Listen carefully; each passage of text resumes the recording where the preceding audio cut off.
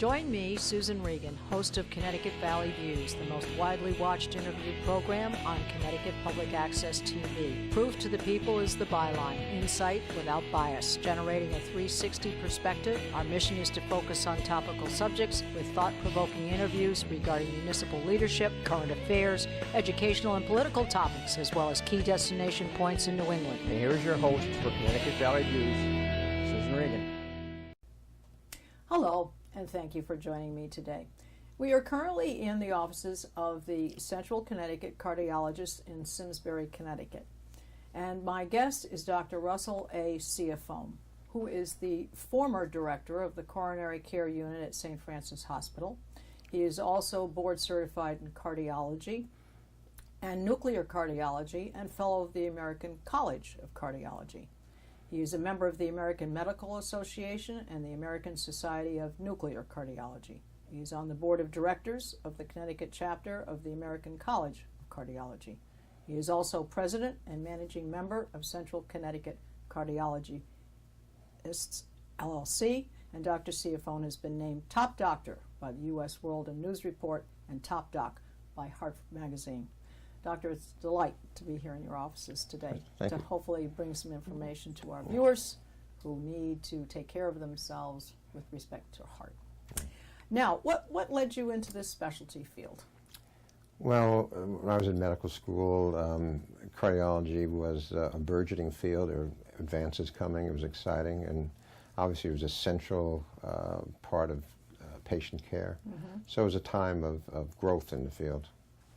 Is there any personal interest, a family member that, I mean, you can choose all kinds of fields once you start out. Right. Well, we have medical people in our family, more general practitioners, and back then, you know, the general practitioner could do so much. Mm-hmm. Now everything's so specialized. So, you know, I was aware of medicine. Fortunately, not a lot of heart disease in my family, which is good. Mm-hmm. And that is a problem in certain families with heart disease.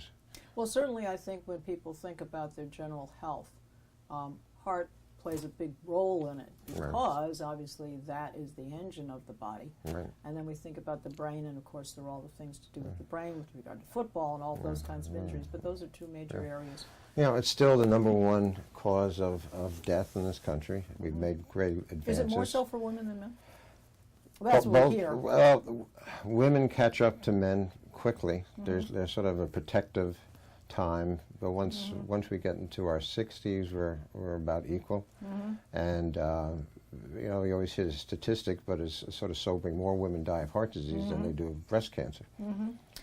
Well, with regard to the heart, I think that there are a lot of myths, and we're going to cover some of these things, and then there are things that you hear on the media and so forth.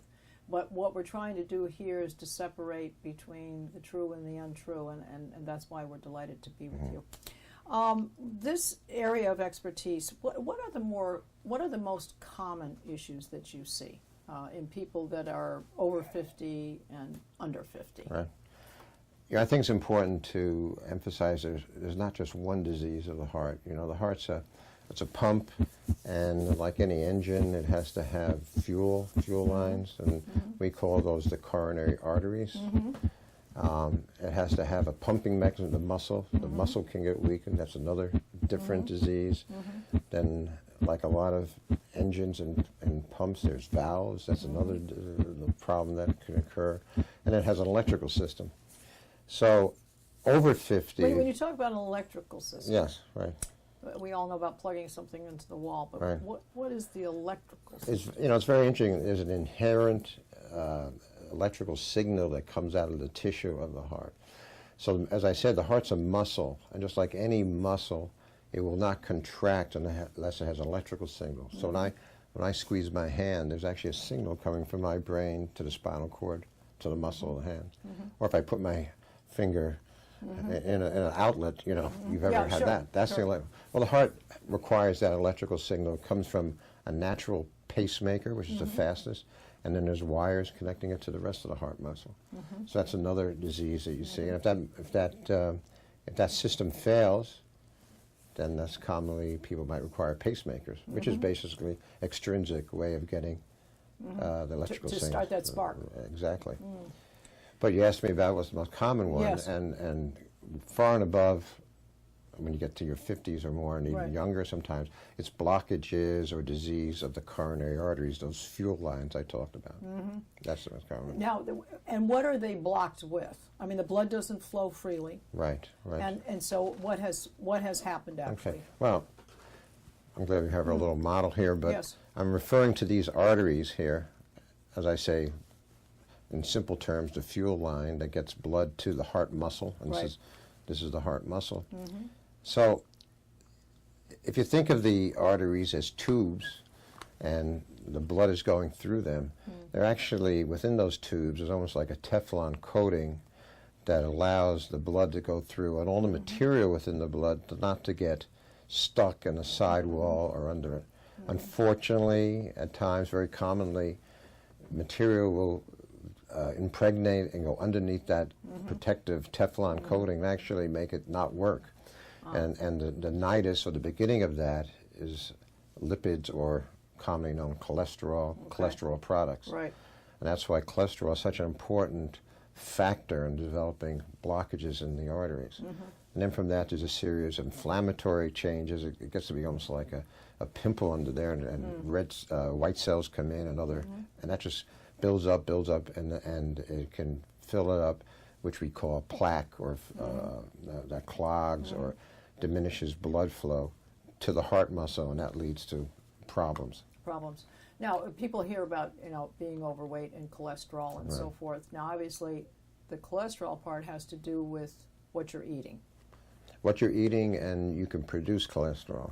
Oh, the body does it? Yes, the liver produces it, so we can't blame the patient all the time. Okay. And you have families who have high producers of cholesterol. Yes. Some genetic abnormalities, you'll see blockages in arteries in teenagers who are producing a tremendous amount of cholesterol. And that's because genetically there's a problem, and not to get into real detail, but a problem in receptors in the liver who do not take the cholesterol out of the blood. Okay. And it continues to produce the cholesterol. The filtering system isn't Right. working. Okay. And then the signal is to make more because you're not getting it out into the liver, and there's a vicious cycle, and the cholesterol levels will go very, very high. And many of us have different levels of those receptors. I see. Okay. And we have different levels of production. That being said, the building blocks of cholesterol are saturated fat, primarily animal fat and dairy fat, butter fat. And those are the building blocks that the liver uses to make cholesterol, and that's where the diet comes in. So if one were to change their diet, and obviously eating the right things and watching their salt intake, does salt have something to do with it? Salt has a lot to do with high blood pressure, not so much with the plaque buildup, but you certainly can improve the situation with diet. Vegetarians will do very well, but I can tell you from experience, I've had vegetarians who still have high cholesterol, they're still producing. Is that because it's still doing the natural production? It's still, they have a problem, the basic problem of not being able to get the cholesterol out of the blood, and the liver almost senses that there's not enough cholesterol and makes it.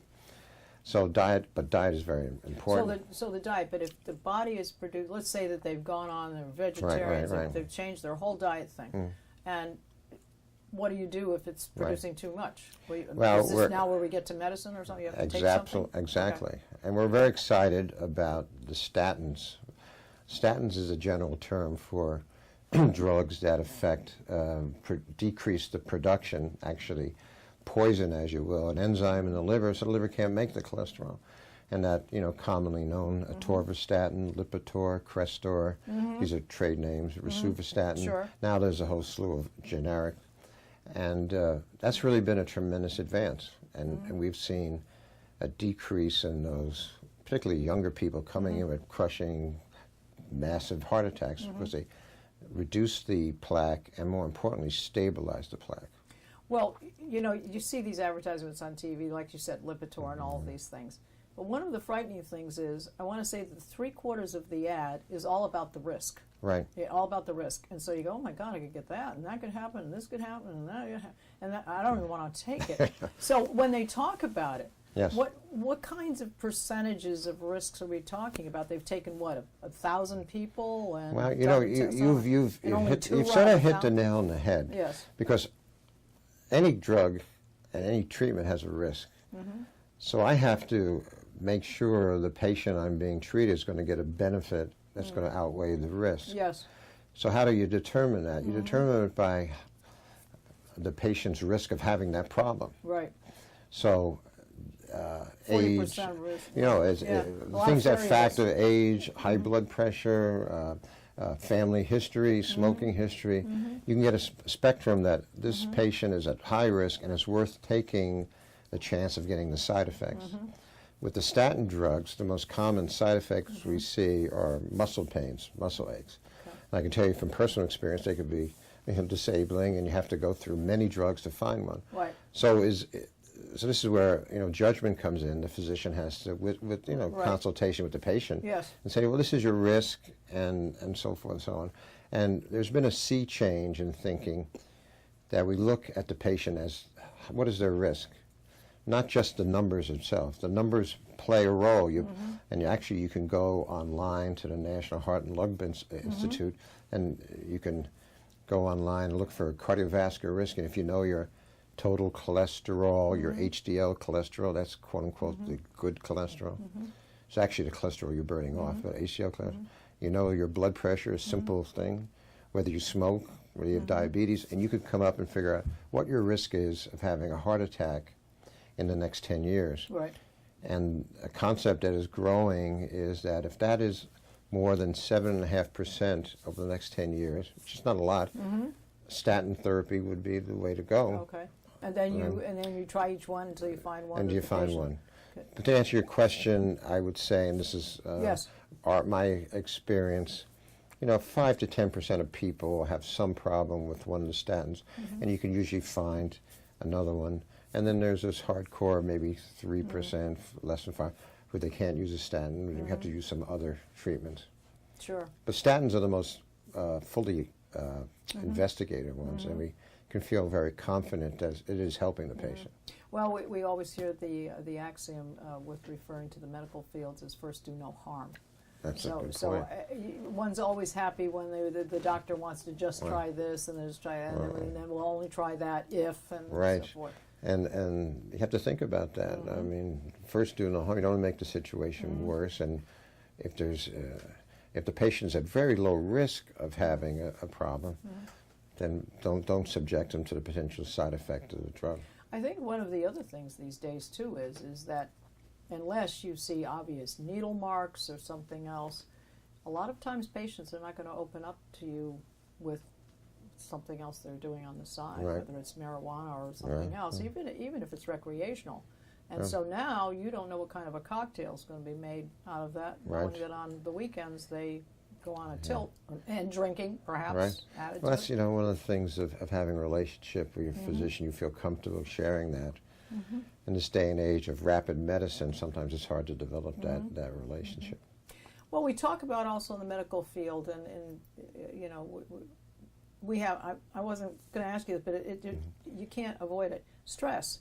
Now the stress itself I think has been impacting people more in almost every realm of people's ill health, as it were. Right. So if you have stress, and that could bring on a heart attack,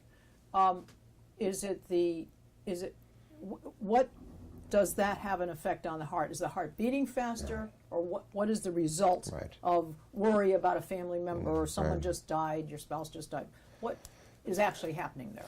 Well, when you're stressed, basically, if you think about it, is an anxiety produced due to a threat.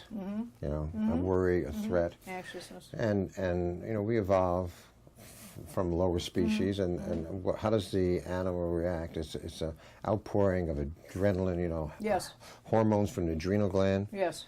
epinephrine, norepinephrine, people call them adrenaline. What do? Well, they constrict your arteries to raise your blood pressure because you want to fight or run. Fight or flight. Right? Yeah. They, as you say, make the heart pound more, raise the blood pressure, increase cortisol levels. Cortisol is another hormone made from the adrenal gland, which raises your cholesterol, raises your blood sugar, all these deleterious things.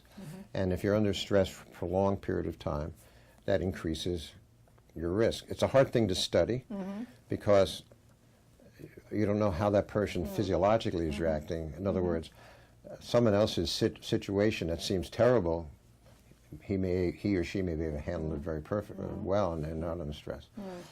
But generally we see that, and there's been certainly studies historically during times of war. We know, like, accountants during the tax season, they have higher blood pressure, higher cholesterol and all that. So the stress is a factor if you have the luxury of being able to separate yourself from that. And it might sound a little kooky, but, you know, meditation, even during the day. Sure.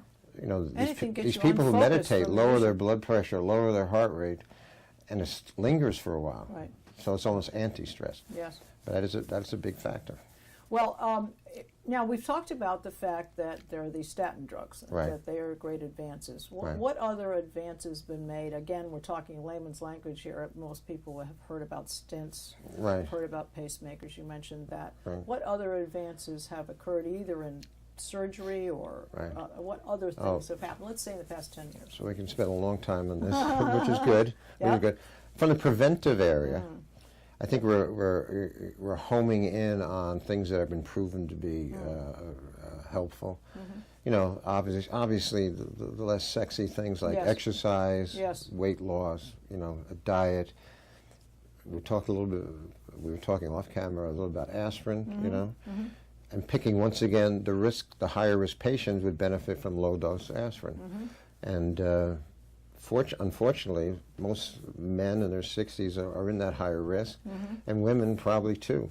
And then if you add other problems, if you have high blood pressure and diabetes, then you're at higher risk. That's a big thing in prevention as well. Other big advances is, of course, diagnosis. If you can diagnose early, and not necessarily to go all the way to stents or surgery, but as we're talking about the statins again, trying to pick the patient with a benefit. If you can make a diagnosis, they in fact have atherosclerotic disease. What is Which that? is, athero is those plaques again. It refers Okay. to atheroma, which are plaques. If you have plaque in your arteries, then the data is so clear that we feel very comfortable being very aggressive with statins, aspirin, and the like. So there are different ways to, whether you're doing exercise stress testing is one very simple way. There's nuclear exercise stress testing. Okay, so what is the nuclear thing? Oh, so the idea is, use my little model here. Yes. We're worried about blockages in these arteries, which would decrease blood flow. When you do a regular exercise test, you're relying on the electrical signal that the EKG produces. It has its limitations in sensitivity, how easy it's going to pick up things. Some things you may miss, and its specificity, meaning you may see something abnormal, but you're being misled. But with a nuclear stress test, you put the person through a stress, a physical stress, and if they can't do that, you can do it with What is that on a treadmill? Treadmill Okay. is the traditional one. Used to be bicycle, now it's almost always treadmill. If they can't do that, you can actually use a drug to increase blood flow to the okay. heart. All right, so The whole artificially the whole point is trying to increase blood flow. So if you have, in a normal situation, say, I would increase blood flow, I inject an isotope, radioactive isotope, and the blood will increase in the heart, and the heart will essentially light up like a Christmas tree. But if you have an artery that is narrow, that is limiting blood flow, it would be like a string of lights are out in that area. Right. So it's a much more sensitive way to pick it up in someone. There's also some testing which are quite good, looking at calcium scores, or people might know about Is that this blood CAT work? scan. No, that's a CAT scan. It's okay. a specialized CAT scan, not a big fancy CAT scan where you're getting a lot of radiation, and picking up calcium. Those plaques I talked about before with the inflammation, one of the early things that happen is calcium gets deposited there. Okay. And you can pick that up on these special CTs, these are CAT scans. Once again, now you have a diagnosis. Now you know it's justified to be aggressive. So that leads me to another question. A lot of women have osteoporosis. I'm sure some men do Right. too, but it seems to be more common amongst women. So can you over-calcium yourself? Good news about that, Yeah. you can't do that by taking too much calcium. Okay. No, if you are taking vitamin D and Yes. you get very high calcium Right. levels, well, you're going to get yourself sick in a lot of ways, including doing that. But, the usual therapeutic levels of calcium for osteopenia, thin bones, or osteoporosis, which is worse, are not going to do that, and they're well worth taking. I wouldn't be frightened to do that because, hip fractures and other fractures are a problem there. Yeah. So it's not a real issue. Not a real issue. All right, so we talk about treating the patients differently. I mean, Right. every patient is a different patient. Right. And probably every time you see someone, historically, you can recognize certain things. And perhaps we talk about diversity these days, perhaps amongst different cultures, there are Right. different things. A person may come into, an African American comes into your office, or a Caucasian person comes to your office, or a Far Eastern person comes to your office, and they may have differences amongst them about heart disease. I don't know, I'm surmising. And so every patient is a separate subject. You can Right. take some things you can take baselines for, but then, like you said, you've got to look at the person's age, you've got to look at the history of the family, and so forth. Right. So let's now more specifically talk about men and women. So men can have heart attacks, women can have heart attacks, but then we hear that the signs are different. So what are those differences? Yeah, it's peculiar. Well, women can be peculiar, but That's a whole nother program. yeah, it's another program. But in a serious note, they tend to have less of the traditional signs. So, I mean, I think we all are aware of the traditional mid-sternal, that's in the middle of the chest, pressure or tightness that occurs. Can that be misconstrued for indigestion? It certainly can, and it's very hard for us to know, and certainly it's harder for the patient to know, and they shouldn't take any assumptions. And there's a lot of people out there having heart attacks holding on to antacids in their hand. But the usual classic story would be, Doc, when I walked up to my office on a cold day, I feel this tightness in the chest, heaviness in the chest. All right. I get a Are little we short. talking about a man now or a woman? Well, this is the classic Oh, one. classic one, Now, okay. women can have that too. And then when I slow down, it goes away. So exertion, because you think about it, the engine analogy again, the fuel line, you make that engine work harder, it doesn't have enough fuel, get into trouble, you got to slow the engine down, it goes away. It's almost reproducible. It goes, usually, interestingly, the heart has, one of the problems too, the heart has a very poor nerve supply. Very poor nerve supply. Well, one would think the So- body's so perfectly made. Well, there's a fault there. Well, okay. Bad nerve supply. So when the heart has a problem, you feel like you might have heard Yes. people having jaw pain from the heart. Well, the heart's not in the jaw, but the nerves that are going to the jaw are being I stimulated see. by all the acid buildup from the heart and not being able to function. So you'll get pain. It's usually in the center jaw down the arms. Women have they have that. But they have a higher incidence of presenting with gastrointestinal symptoms, oftentimes exertional, but in the stomach or here, or Is it a pain? Is it a what? discomfort. Oh, okay. And we try to teach the What, medical. constipated? Would that be? No, more like an ache or Oh, I see. fullness. What we try to teach the medical students is not ask the patient to have pain, because most people would have a heart attack or what we call angina pectoris, which is heart pain. I use the word pain again. It's not really pain. They'll say it's a discomfort. And so women tend to have a little different type discomfort. So you got to take their symptoms a little, more seriously when they sound atypical. But we do listen for the exertional component. Now, when you have an actual myocardial infarction, and I've used the term heart attack a lot, I don't like that so much. Myocardial infarction, a little more precise. Infarction means death of heart muscle. No. It's like gangrene of the heart. That's what really a heart my. attack is. The artery blocks off entirely. Wow, that's like losing a limb. That's Yeah, what the and gangrene. this whole Blood area, flow is all there's gone. death of some heart muscle. I see. That pain comes, stays, and won't go away. Okay. Or that discomfort, once again, comes, stays, and won't go away. Hopefully, before that happens, and people should be aware of it, listen to your body for exertionally related symptoms. And if a person comes in saying they have almost any discomfort that seems to be worse when they exert themselves, get better at rest, I think of heart, and a good physician should think of Okay. heart first. Okay. But if someone tells you, I can run, around the track and Right, everything, and I don't but run I'm out of lying breath. in bed and I get discomfort Yeah. when I'm thinking about work the next day, Right. probably not heart. Right.